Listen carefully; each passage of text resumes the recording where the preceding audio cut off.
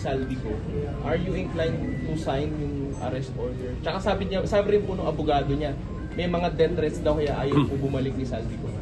Let's put it this way.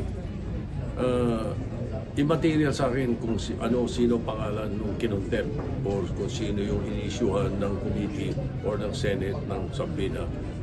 As long as it is within the bounds of the power of the Senate, I will sign it, no matter who that person is. So I don't look at the personalities, I look at the work that has to be done by the Senate President. Sir, yung budget pa po ba Monday to Friday ang session para sa budget?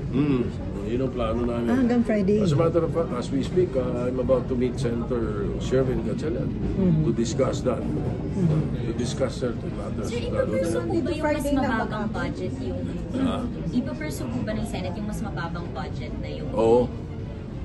Yung mas mababa ng NEP. Opo. Oo, yun ang plano namin. Because dami naman kami nakikitang pwedeng alisin eh. At saka sumasangkayo naman ng presidente na pwedeng alisin. Hindi nakikita ng amount, estimate? Initially by how much?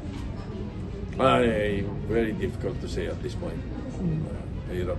And then sir, yung Monday to Friday na session, morning and afternoon, sir? Most probably. Most probably morning and afternoon. Okay. Sir, paano yung request na